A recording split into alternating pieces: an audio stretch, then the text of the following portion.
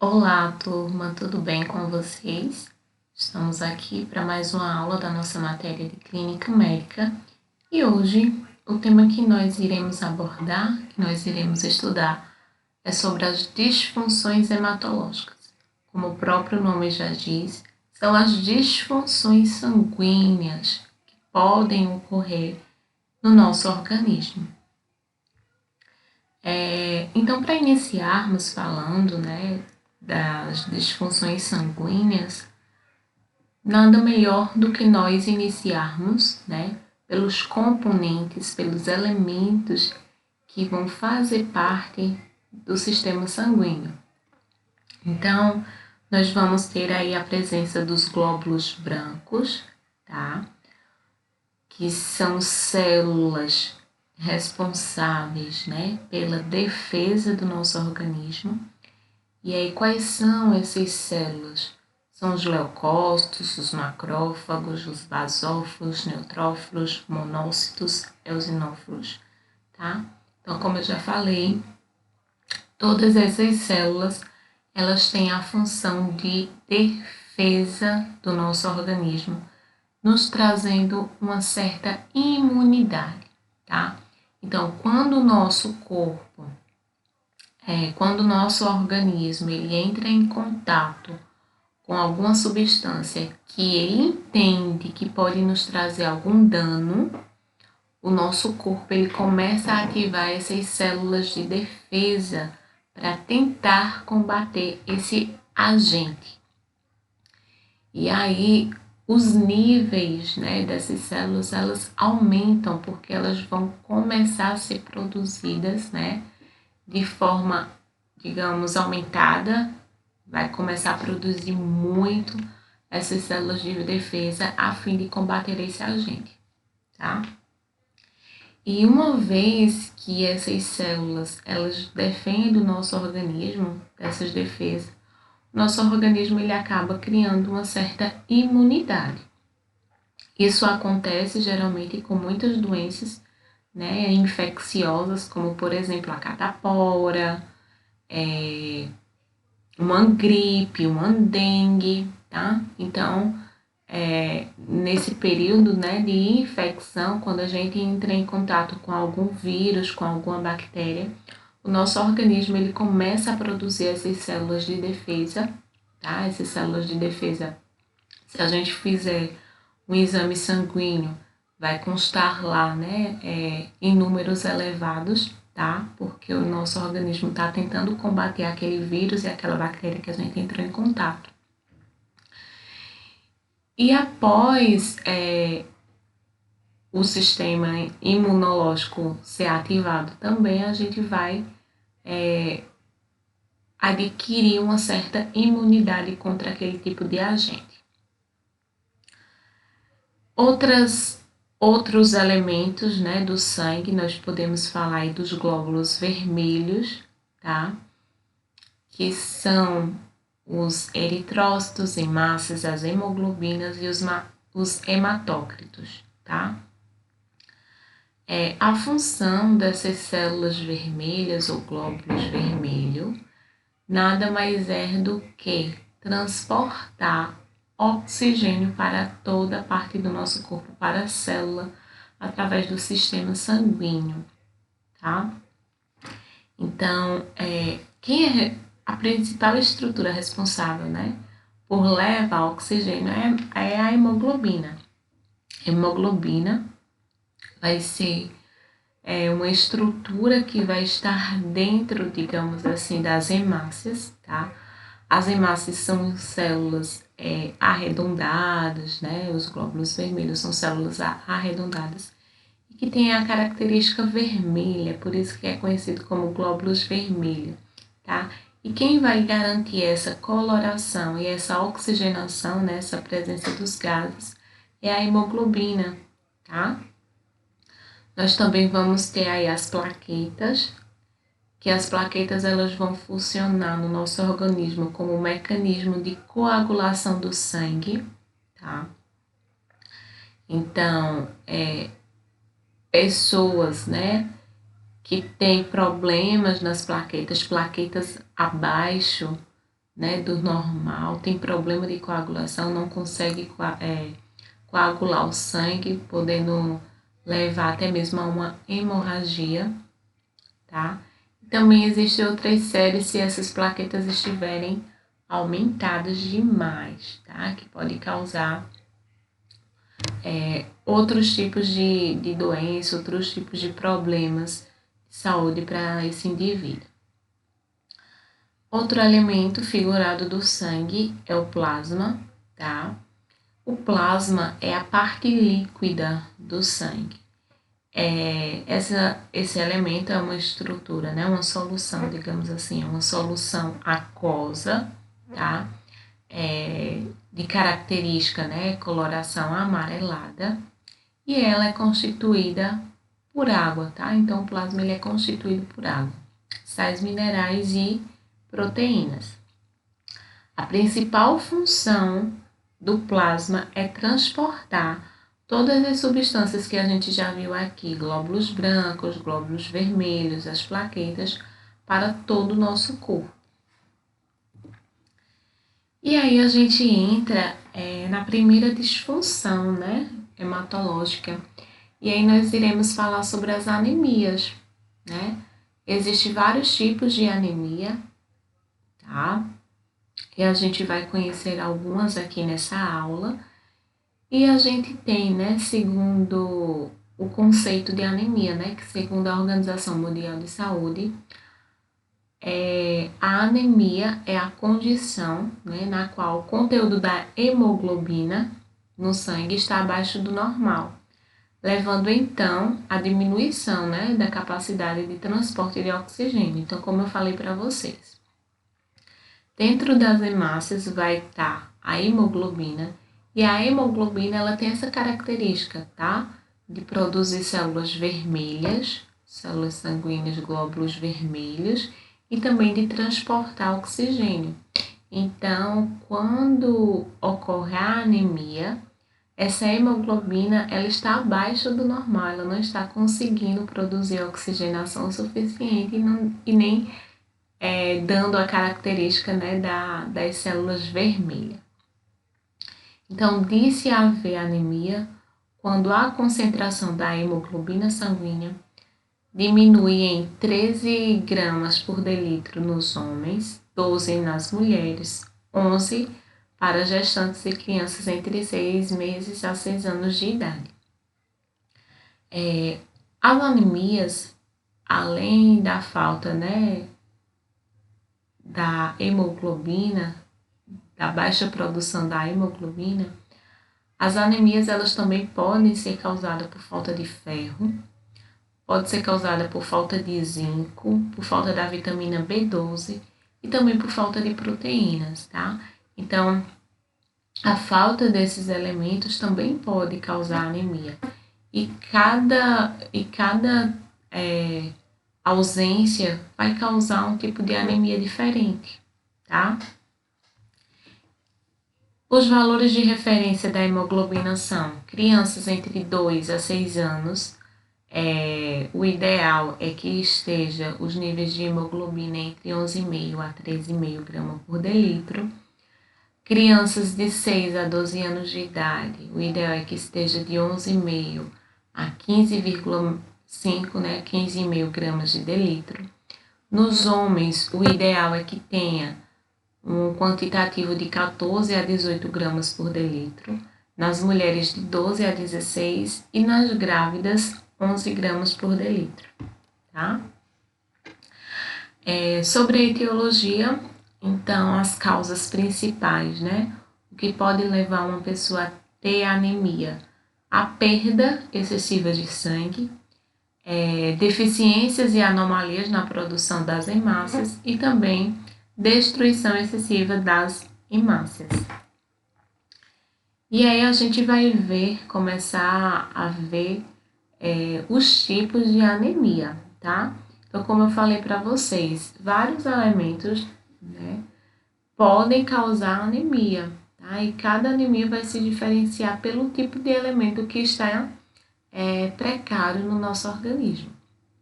Então, vamos ter aí a anemia ferropriva, que é a anemia mais comum que acontece, tá? É muito comum ela, mais do que as outras, e estima-se que 90% das anemias elas sejam causadas pela carência do ferro. Então, a anemia ferropriva é pela ausência, né, pela carência, pela falta da produção ideal do ferro. Então, o ferro ele vai ser essencial para a produção dos glóbulos vermelhos e seus níveis baixos no sangue podem comprometer uma cascata na produção das hemácias. O ferro ele é considerado um elemento essencial para a vida e ele vai atuar principalmente na fabricação das células vermelhas do sangue e também vai atuar no transporte de oxigênio para todas as células do nosso corpo. Crianças, gestantes, lactantes, que são mulheres que estão amamentando, meninas adolescentes, mulheres adultas em fase de reprodução, são a população, os grupos mais afetados pela anemia ferropriva. Muito embora os homens, adolescentes e adultos, idosos também, possam ser afetados por ela, mas o principal grupo atingido pela anemia ferropriva são as mulheres, tá? Mulheres em idades reprodutivas, gestantes, mulheres que estão amamentando. Não é à toa, né, que no pré-natal as mulheres fazem a reposição de ferro, tá? Para que ela e nem o bebê venha a desenvolver anemia ferropriva.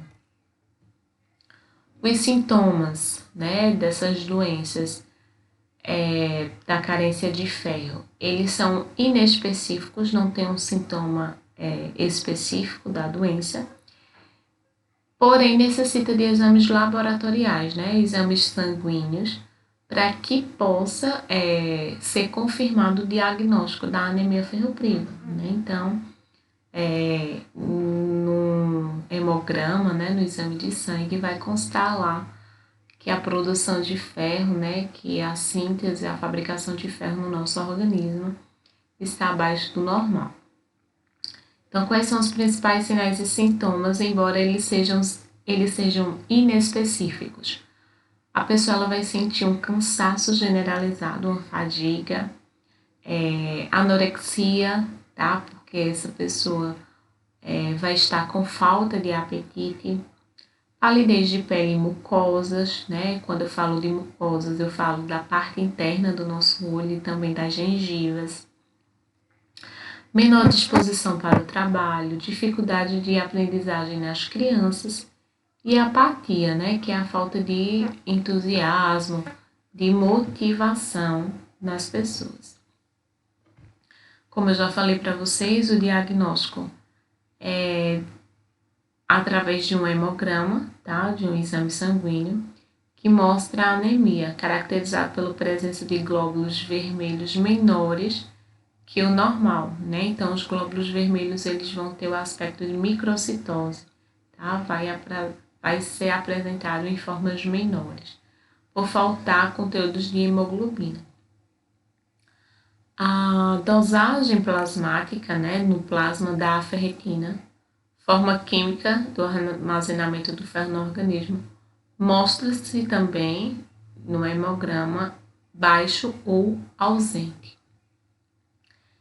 O tratamento consiste na reposição do ferro, tá, para o nosso organismo e estima-se que em 2 a 3 meses, com a administração, né, do sulfato ferroso, além de uma dieta rica em alimentos ricos em ferro, como por exemplo carne vermelha, vegetais de folhas escuras, que vão conter muito ferro.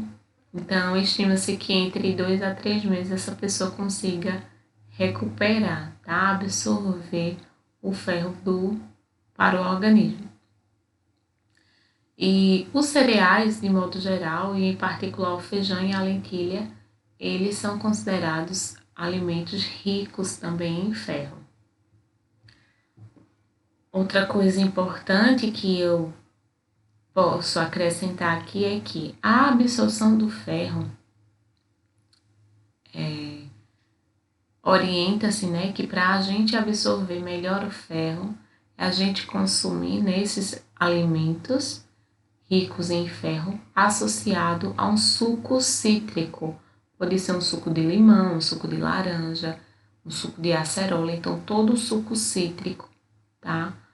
Quando ele é ingerido com algum alimento rico em ferro, a absorção desse ferro é melhor, tá? É mais rápida. O outro tipo de anemia é a anemia perniciosa, que vai ser a anemia causada pela falta da vitamina B12, cujo nome científico é cianocobalamina. E aí, essa substância, essa vitamina, ela foi isolada e identificada a partir de um extrato de fígado lá no ano de 1948. Essa vitamina, ela é indispensável, tá?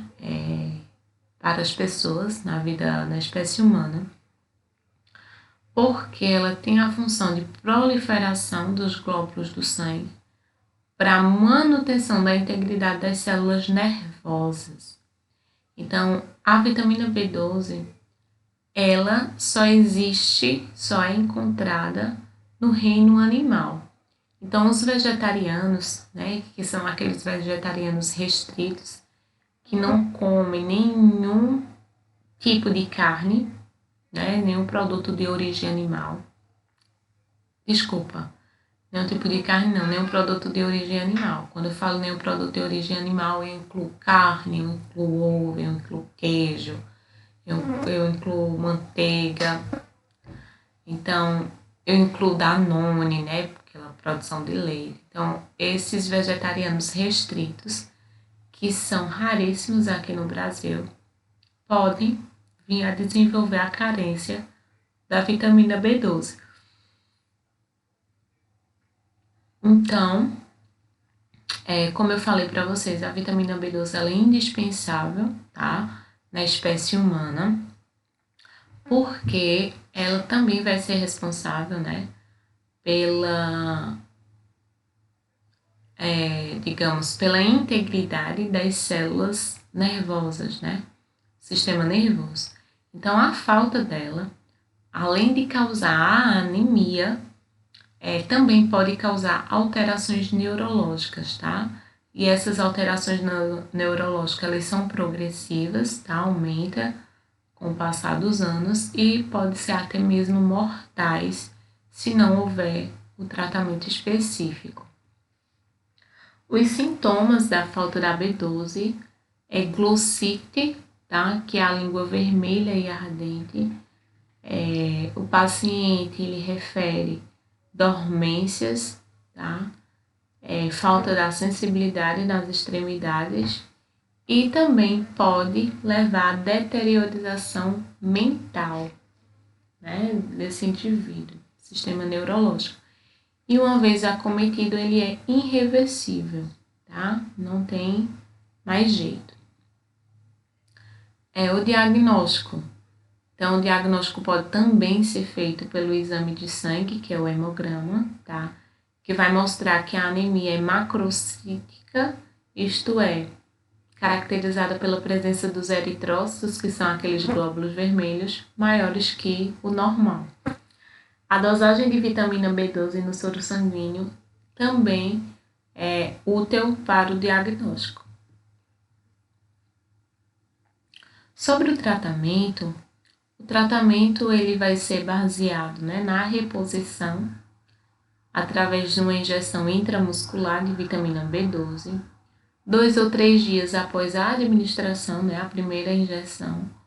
O paciente ele já apresenta uma melhora, ele já apresenta eufórico, ele já tem uma melhor disposição, né, vai apresentar também apetite, né, vontade de comer. E a anemia, ela cura-se em poucas semanas, e os sintomas neurológicos de modo mais lento. Outro tipo de anemia que a gente vai ver hoje é sobre a anemia falciforme. A anemia falciforme ela é uma doença genética e hereditária, ou seja, é passada de pais, né, para os filhos. E essa anemia ela causa anormalidade na hemoglobina, né? Causada por anormalidade de hemoglobina dos glóbulos vermelhos do sangue. Então, esses glóbulos vermelhos, ele perde a forma discoide, tá? Então, como vocês podem ver aqui a gente tem a presença de uma hemácia, tá? E essa hemácia, ela tem uma característica discoide. O que é discoide? Em forma de disco, arredondada, tá? E essas estruturas, elas vão começar a se enrijecer e a tomar outra forma, tá? Ou seja, ele passa por um processo deformado e ela começa a se alongar. E essa nova estrutura, que a gente chama estrutura de foice, é por isso que é conhecida como anemia falciforme, essa nova estrutura, elas vão ter dificuldade de passar nos vasos sanguíneos, tá? Principalmente nos pequenos vasos.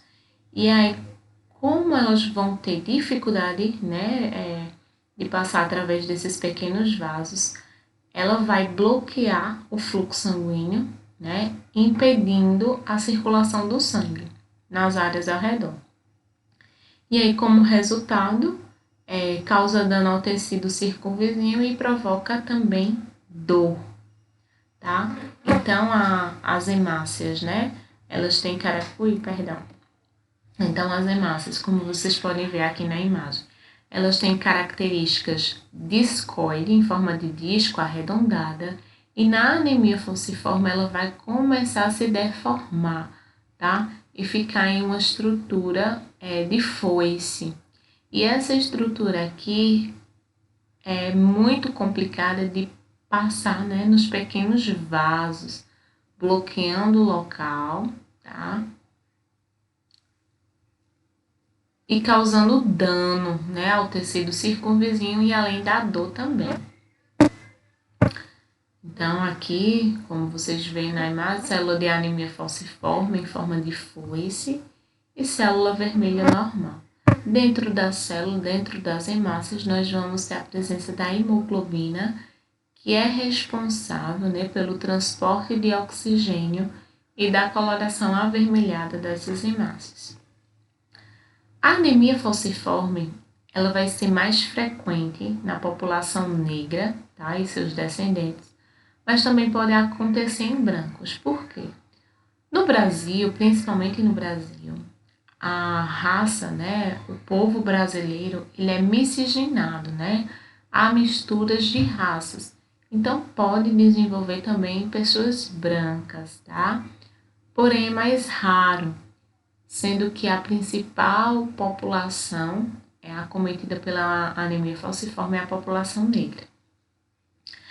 A anemia falciforme, ela não é contagiosa, tá? Não passa de um indivíduo para outro, ela é hereditária, a nível genético, passa do pai para o filho, ou da mãe para o filho. E as pessoas portadoras vão necessitar de cuidados especiais de saúde desde a infância. Pessoas que têm um traço falciforme. O que é o traço? O traço falciforme não deve ser confundido com a anemia falciforme. Traço falciforme significa que a pessoa somente é portadora da doença, mas ela não desenvolve a doença. A anemia falciforme é quem é portador da doença e desenvolve, tá? Traço falciforme, às vezes a pessoa tem um traço, mas não desenvolve a doença, tá? Já a anemia falciforme é quando a doença ela acontece, se manifesta. E aí, quais são os sinais e sintomas da anemia falciforme? Então, o paciente vai apresentar crises de dor, né, devido à característica da hemoglobina em forma de foice, tá? E essa pessoa ela vai relatar principalmente dor nos ossos e nas articulações, né? Também pode apresentar dores musculares, associadas ou não com presença de infecções, exposições ao frio, esforços e etc. Então, geralmente, em climas mais frios, né, quando uma pessoa passa por um processo de alguma infecção, alguma gripe, essas dores elas são bem características nessas situações. O paciente ele também pode apresentar uma palidez, cansaço facial, pode apresentar icterícia, né, que é a cor amarelada, visivelmente, né, no branco do olho, através do olho. O paciente ele também pode relatar úlceras, né, que são as feridas nas pernas das crianças. Pode haver presença de edemas, inchaço, né, que são dolorosos das mãos e dos pés. Pode também ter sequestro do sangue no baço, causando então a palidez, né, muito grande. O paciente ele também pode ter desmaios e maior tendência a infecções. O tratamento consiste na medicação para dor, para aliviar, né, em analgésicos, antibióticos em casos de infecções, aumento da oferta hídrica, né, de água, transfusão sanguínea, repouso no leito e cirurgia. Quais são os cuidados de enfermagem? Incentivar a ingestão de alimentos ricos em vitaminas e minerais pelo menos 3 vezes ao dia, proporcionar um ambiente adequado a uma melhor aceitação da dieta, informar o paciente sobre a importância da alimentação para a recuperação da saúde, envolver a família na orientação, né, de um plano dietético, tá? Após alta. E agora a gente vai falar sobre a hemofilia. A hemofilia, ela vai ser uma doença genético-hereditária também, que é caracterizada pela desordem no mecanismo de coagulação do sangue, tá? E vai se manifestar quase exclusivamente no sexo masculino. Como eu falei para vocês, as plaquetas, elas são estruturas, são elementos do sangue responsáveis pela coagulação. Na hemofilia, essas plaquetas elas vão estar em baixas quantidades, porque o sangue ele não vai ter a capacidade de plaquetas suficientes a fim de coagular esse sangue. E aí vai causar o quê? A falta da plaqueta vai causar a hemorragia. E a hemofilia ela pode ser classificada em 2 tipos, a hemofilia do tipo A e a hemofilia do tipo B. A hemofilia do tipo A vai acontecer devido à deficiência do fator 8, né, de coagulação do sangue. E a hemofilia B vai acontecer devido à falta de fator 9 de coagulação no sangue. Nos 2 casos, o sangramento é igual, tá? O que vai diferenciar é somente a ausência, né, do fator 8 ou do fator 9. Porém, a gravidade dos sangramentos vai depender da quantidade de fator presente no plasma, né? Então, líquido que representa o plasma é o líquido que representa 55% do volume total do sangue. Então, o sangramento é o mesmo, tá? Tanto para a hemofilia do tipo A quanto para a hemofilia do tipo B. O que vai diferenciar, né, em níveis de gravidade é a quantidade de fator que tem presente no plasma. A causa. O gene que causa a hemofilia, ele é transmitido pelo par de cromossomos sexuais X, tá? Em geral, as mulheres elas não desenvolvem a doença, mas elas são portadoras desse defeito. E o filho do sexo masculino é que pode manifestar a enfermidade. Por que isso? A hemofilia ela vai atingir o cromossomo X. Nas mulheres, os cromossomos X são 2, né? Então, o cromossomo do sexo feminino é XX, já do masculino é XY.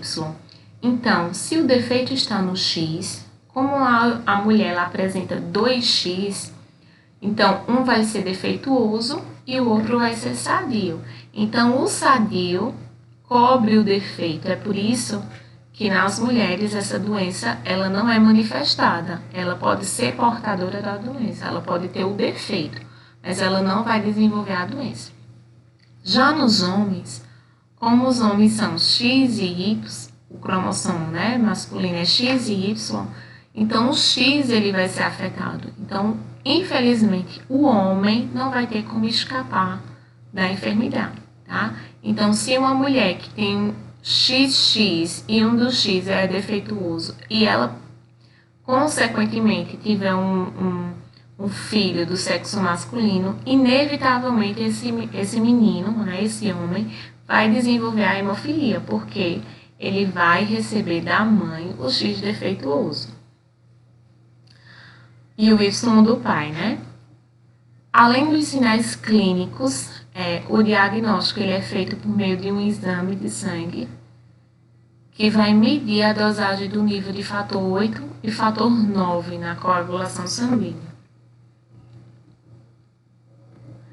E aí, só para vocês entenderem, sobre a hemofilia. Então, o fator 8 e o fator 9 de coagulação, eles vão ser ligados ao cromossomo sexual X. As mulheres, elas possuem, um par de cromossomo X, XX. Portanto, no defeito de um cromossomo, se um for defeituoso, o outro funciona perfeitamente bem, pode encobrir a doença. Já os homens, eles só possuem um cromossomo X. E se tiverem a mutação, eles vão apresentar a doença. Então, vejam só. Na mulher, o normal é que ela seja XX sadia. Mas, se ela tiver a hemofilia, ela é portadora da hemofilia, ela vai ter um X saudável, um cromossomo saudável e o outro doente. Porém, esse saudável, ele vai ter a função, ele vai fazer a função do doente. Então, a mulher ela pode ser portadora, mas ela não desenvolve a doença. Já nos homens, como o defeito é no X, então, inevitavelmente, o homem ele vai desenvolver a doença, porque o cromossomo afetado é o X e não o Y.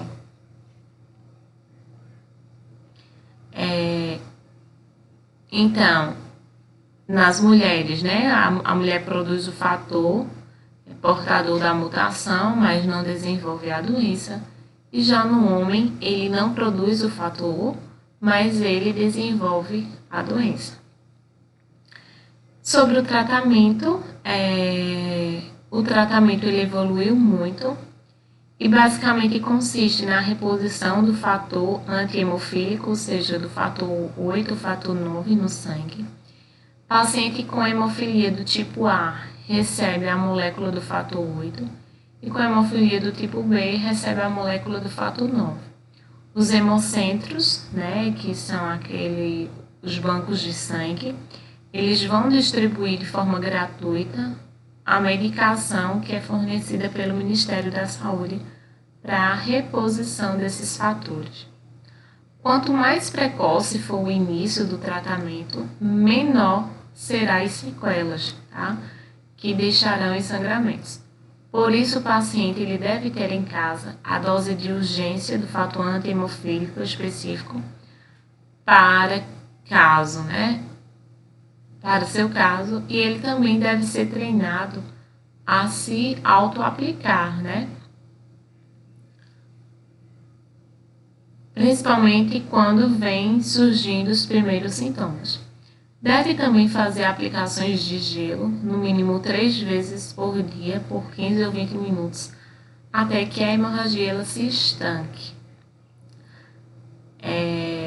Sobre as recomendações, os pais eles devem procurar assistência médica se os filhos apresentarem sangramentos frequentes e desproporcionais ao tamanho do trauma. Se o paciente ele apresenta, né, manchas roxas, geralmente que aparecem nos bebês, quando batem nas grades do berço, né, pode ser um sinal de alerta para o diagnóstico da hemofilia. E os pais eles também precisam ser orientados para saber como lidar com os filhos hemofílicos, né? E deve estimular a criança a crescer normalmente.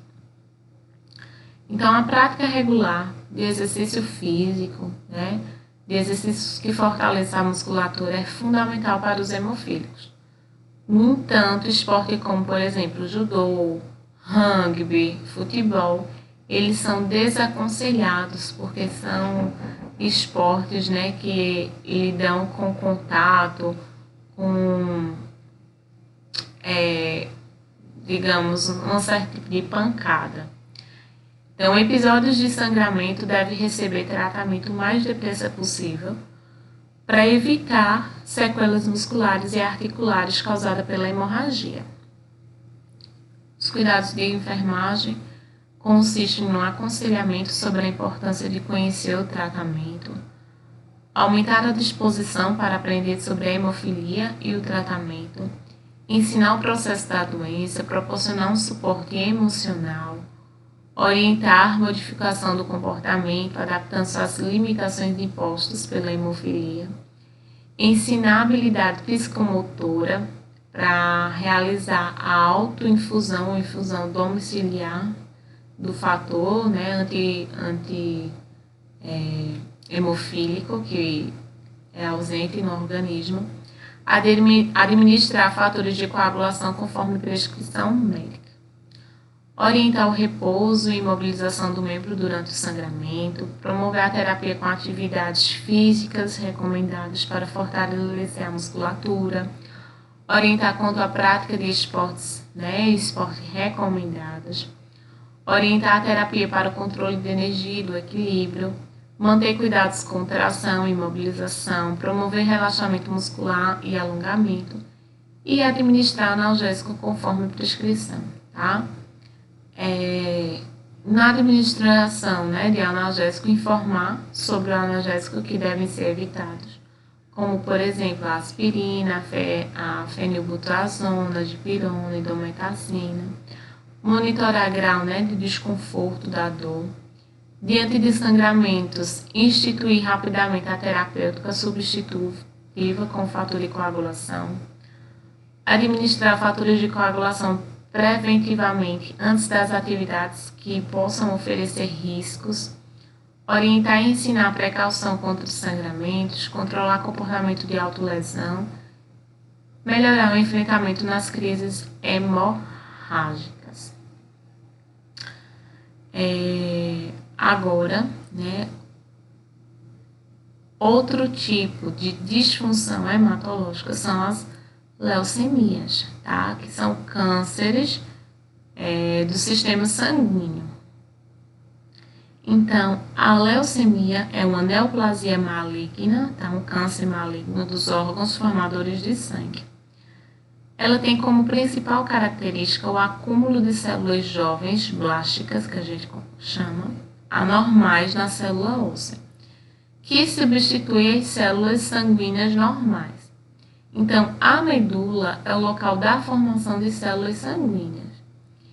E a medula ela está presente na cavidade dos ossos, principalmente no externo, que é esse osso aqui, tá?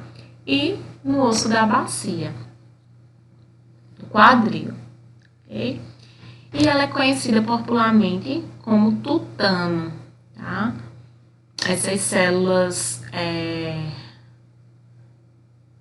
que são conhecidas como células primárias, tá?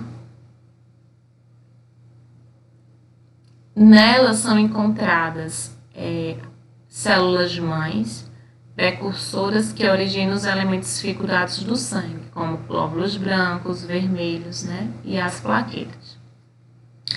Então, a medula é o local de formação de células sanguíneas, que são aquelas células que vão produzir elementos sanguíneos, tanto glóbulos brancos como glóbulos vermelhos. e ela vai estar presente no interior dos ossos, principalmente encontrado no osso externo, que é esse aqui do tórax, como também no osso da bacia. A quantidade normal de leucócitos no nosso sangue é de 4 a 11 mil milímetros de sangue. Quais são as manifestações clínicas? Pode incluir petequias, que são pequenas manchas hemorrágicas, equimoses, que são manchas azuladas, decorrente do extravasamento de sangue para a pele, epístaxe, que é o sangramento que é o sangramento nasal, pode apresentar também sangramento gengival, hemorragia na retina ou em qualquer orifício corporal. Palidez, fadiga, dispneia, febre, infecções, tá? O indivíduo ele é propício a vir a desenvolver infecção. Esplenomegalia, que é aumento do baço, hepatomegalia, que é aumento do fígado, do óssea e nas articulações, e efeitos neurológicos secundários, a infiltração do sistema nervoso central, tal como desorientação, sonolência e torpor. E aí a leucemia ela é classificada em leucemia aguda, que é uma leucemia progressiva e afeta células primitivas, perdendo então a capacidade de desempenho e das funções. Então vai acontecer o quê? O crescimento rápido de células sanguíneas imaturas, células novas. O organismo ele vai começar a produzir de forma exagerada células novas, tá? Que vai tornar a medula óssea incapaz de produzir células sanguíneas saudáveis. Acomete maior número de crianças e leva à morte em semanas, a leucemia aguda. A leucemia crônica, ela progride de forma mais lenta, tá? Permitindo então o crescimento de maior número de células, já que elas podem ser capazes de exercer alguma função normal. Na leucemia crônica vai acontecer um acúmulo de células sanguíneas relativamente maduras, porém ainda elas são anormais, tá? Acomete geralmente idosos e pode durar até 15 anos. Outro tipo de leucemia é a leucemia linfocítica aguda, que é o tipo mais comum de leucemia em crianças pequenas. Não é uma doença hereditária, tá? Que é transmitida dos pais para o filho. E suas causas ainda são desconhecidas. Atualmente, 90% das crianças em tratamento chegam à cura. A doença vai acontecer quando as células tronco, as células da medula, as células de origem, que são células responsáveis por dar origem aos componentes do sangue, glóbulos brancos, que combatem as infecções, e glóbulos vermelhos, que fazem a oxigenação, e também das plaquetas, que impedem as hemorragias. Então, vai sofrer uma alteração. Tá? Então, as células mãe, as células tronco, que são responsáveis pela produção de outras células sanguíneas, eles vão sofrer alterações. Outro tipo de leucemia é a mieloide aguda. Essa leucemia é um tipo de câncer nas células do sangue e na medula óssea, tá? Onde vai ser produzida essas células de origem, células mãe. Então, a região em que as células do sangue são produzidas. Esse tipo de leucemia ataca as células mieloides, que normalmente desenvolvem formando algum tipo de glóbulo branco, que funciona na defesa do nosso corpo, principalmente contra infecções. Então, a leucemia mieloide aguda ocorre em crianças e em adultos. Outro tipo de leucemia é a leucemia linfocítica crônica, que é um subtipo de leucemia conhecido desde 1903. Ela vai acontecer em virtude de uma lesão adquirida, ou seja, não é hereditária, não é transmitida dos pais para o filho. Então, esta célula ela passa a proliferar sem controle e a invadir diferentes tecidos do nosso corpo e do sistema sanguíneo. Com a leucemia linfocítica crônica, a leucemia crônica mais comum, você pode se sentir bem durante anos sem nem precisar de tratamento.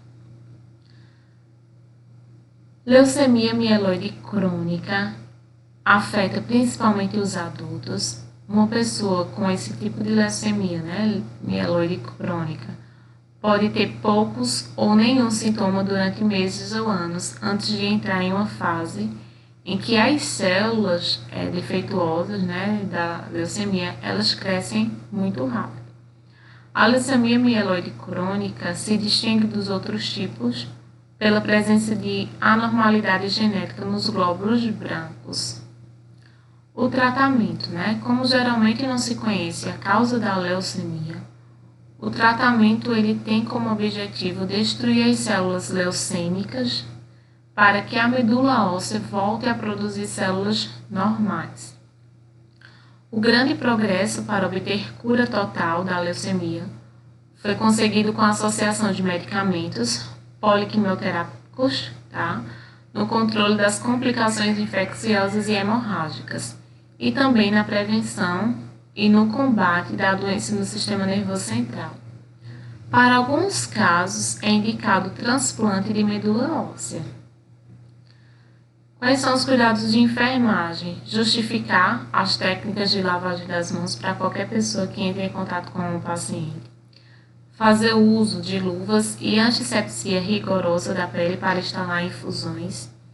Estabelecer o uso de máscara para as pessoas que prestam cuidados direto, a pessoas que possuem esse tipo de doença, porque são pessoas imunodeprimidas, que a imunidade é lá embaixo, então precisa evitar qualquer tipo de infecção. Fazer e orientar a higiene oral cuidadosamente de 3 a 6 vezes ao dia. Ajudar o cliente no banho diário usando sabão bactericida. Colocar o cliente em quarto individual e orientar para que evite o contato com portadores de doenças contagiosas. Promover repouso no leito durante episódios de sangramento. Informar o cliente sobre a terapia, procedimentos diagnósticos terapêuticos, explicando a finalidade e a importância de cada um, antecipando reações e efeitos colaterais, possíveis reações e efeitos das medicações. Informar antecipadamente a possível ocorrência da perda do cabelo com a quimioterapia e explicar que a alopécia, que é a perda desse cabelo, é temporária. Procurar incluir os familiares nos cuidados, e pessoas que significam serem importantes na atenção e cuidado desse paciente. Adotar cuidados especiais quando for necessário a administração de algum tipo de medicamento por via intramuscular ou endovenosa, ou até mesmo a passagem de sondas. Oferecer uma dieta hipercalórica e hiperproteica em intervalos regulares. Estimular a ingesta hídrica. Adotar cuidados especiais na realização de tricotomias, raspagem de pelos, lavagens intestinais, aplicação de calor. Observar e relatar a frequência e características da eliminação gastrointestinal e vesical, atentando para a presença de sangue. Observar e registrar os efeitos colaterais dos quimioterápicos. Administrar medicações prescritas, obedecendo rigorosamente o horário. E realizar controle hídrico. Um tipo de tratamento é a quimioterapia, que é um método que utiliza compostos químicos chamados quimioterápicos no tratamento de doenças causadas por agentes biológicos. Quando os quimioterápicos aplicado ao câncer, a quimioterapia ela é chamada de quimioterapia antineoplásica ou quimioterapia antiblástica.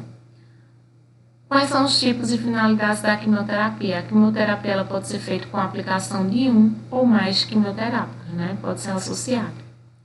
A poliquimioterapia é de eficácia comprovada e ela vai ter como objetivo atingir populações celulares em diferentes fases do ciclo celular. Diminui o desenvolvimento da resistência às drogas e promover maior resposta por dose administrada. A quimioterapia ela pode ser utilizada combinada com a cirurgia, tá? Ou a radioterapia. Então, de acordo com a finalidade, a quimioterapia ela é classificada em curativa, quando ela é usada com o objetivo de se conseguir o controle completo do tumor, como nos casos de doença de Hodgkin, leucemias agudas, carcinomas de testículo, coriocarcinoma gestacional e outros tumores. A quimioterapia ela pode ser adjuvante, quando se segue a cirurgia curativa, tendo o objetivo de esterilizar as células residuais locais ou circulantes, diminuindo a incidência de metástase à distância. Exemplo, quimioterapia adjuvante aplicada em caso de câncer de mama, operado em estágio 2. A quimioterapia ela pode ser neoadjuvante ou prévia, quando ela é indicada para se obter a redução parcial do tumor, visando permitir uma complementação terapêutica com a cirurgia ou a radioterapia. Então, neoadjuvante ou prévia é quando faz a quimioterapia antes para que o tumor ele reduza de tamanho e depois ser retirado através da cirurgia. Exemplo, é a quimioterapia pré-operatória, aplicada em casos de sarcomas de partes moles e ossos. E também a quimioterapia paliativa, que não vai ter finalidade curativa, vai ser usada com a finalidade de melhorar a qualidade de vida, de sobrevida do paciente. É o caso de quimioterapia indicada para carcinoma indiferenciado de células pequenas do pulmão. Outro tipo de tratamento é a transfusão sanguínea, que é a transferência de sangue ou de hemocomponentes de um indivíduo para outro. As transfusões elas vão ser realizadas para aumentar a capacidade do sangue de transportar oxigênio para restaurar o volume sanguíneo do organismo e também para melhorar o processo de imunidade ou corrigir distúrbios de coagulação. Dependendo do motivo da transfusão sanguínea, o médico ele pode prescrever sangue total ou um hemocomponente que esteja em falta no organismo de quem vai receber. Então, por exemplo, ele pode prescrever somente a transfusão de eritrócitos, de plaquetas, os fatores de coagulação sanguínea, o plasma. Sempre que possível, é realizada a transfusão apenas de hemocomponente que suprirá a necessidade específica do paciente e não de sangue total. A administração de um hemocomponente específico é mais segura e evita o desperdício dos demais. Sobre a transfusão segura. Graças às melhores técnicas de triagem do sangue, as transfusões atualmente são mais seguras que nunca. No entanto, elas ainda apresentam risco para o receptor, por exemplo, reações alérgicas e infecções. Apesar da chance de infecção pelo vírus da AIDS ou da hepatite por transfusão ser remota, os médicos eles estão já bem conscientes do risco e somente podem prescrever quando não existe outra alternativa. Precauções e reações. Para minimizar a possibilidade de uma reação durante uma transfusão, os profissionais de saúde eles devem tomar várias precauções. Então, após verificar 2 vezes que o sangue está para ser transfundido, é destinado realmente àquele indivíduo, tá? O sangue ele deve ser lentamente administrado no receptor e cada unidade de sangue sendo administrada em 2 horas ou mais. Como a maioria das reações adversas ocorre durante os primeiros 15 minutos da transfusão, o paciente que está recebendo ele é rigorosamente observado durante esse período. Após esse período, o profissional de enfermagem ele pode examinar quem está recebendo o sangue a cada 30 a 45 minutos. E no caso, se o indivíduo apresentar uma reação adversa, ele deve interromper a transfusão. A grande maioria das transfusões ela é segura e atinge o seu objetivo. Ocasionalmente, no entanto, ocorrem reações leves. As reações graves e mesmo fatais são raras. Reações mais comuns são febre e reações alérgicas, hipersensibilidade, que ocorre aproximadamente em 1 a 2% das transfusões. Os sintomas podem incluir prurido, erupção cutânea, edema, tontura, febre e dor de cabeça, cefaleia. São sintomas menos comuns, causados pela transfusão. Tempo de transfusão, concentrado de hemácia, dividido pela quantidade de sangue total pelo plasma, não ultrapassar 4 horas, e criopreceptado, máximo de 30 graus. E aí tem a guia de doação de sangue, tá? Então, pessoas do grupo A positivo, elas podem doar para quem tem sangue A positivo e AB positivo, e pode receber de A positivo, A negativo, O positivo e O negativo. Quem tem sangue A negativo pode doar para A negativo, A positivo, AB positivo e AB negativo. E só podem receber de A negativo e O negativo. AB positivo só pode doar para AB positivo e pode receber de todos. Ele é receptor universal, AB positivo. AB negativo, ele pode doar para AB negativo e AB positivo. E pode receber de A negativo, O negativo, só os negativos, A, O, B e AB. B positivo pode doar para B positivo ou AB positivo. E pode receber de B positivo, B negativo, O positivo e O negativo.